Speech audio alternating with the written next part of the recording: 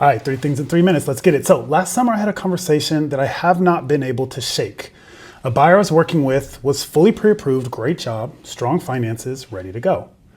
She called me and said she was going to pause her home search. So of course I asked why. She didn't say rates. She didn't say prices. She said, I don't know. It just feels like the wrong time. And I realized something then. The market wasn't stalling because of math. It was stalling because of a feeling. Agents were dealing with hesitant buyers and cautious sellers, but nobody could quite explain why. So I did something I probably should have done a while back. I asked. I sent out messages to the top 100 inner East Bay agents to ask them, what are you seeing? 66 responded, and they gave me insight into what's going on behind the headlines. They told me the market is more resilient than people think. Inventory has loosened, but only in specific segments. Cash still mattered, but it wasn't the automatic winner. And buyer hesitation was driven more by uncertainty than by interest rates. That became something I'm calling the field report.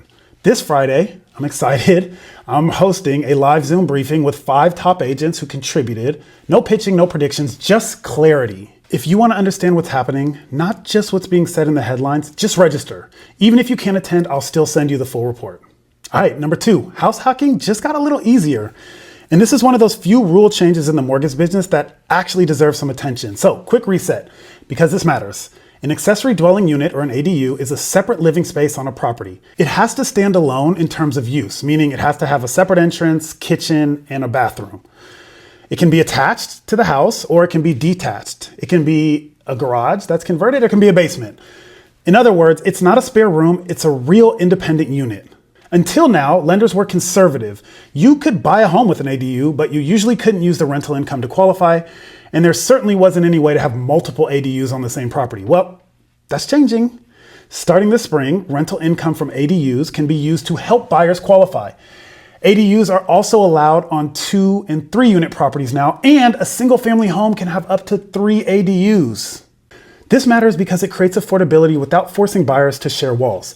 It also changes resale. Homes aren't just bedrooms and bathrooms if there's rental income and flexibility in play. If you work with clients who want to house hack or add value through rental income, this is a game changer. Finally, good news, mortgage rates are still hovering around 3-year lows. Average rates right now are around 6.125. Regardless of all the noise around tariffs, trade wars, real wars, here is something that I thought was interesting. Mortgage rates have effectively been between 6% and 6.375 at every single moment since the beginning of September of 2025. This likely bodes well for buyers feeling a bit more comfortable that rates are not about to just shoot up drastically in the near term. I'm hoping this means a fairly strong spring market. All right, y'all got this.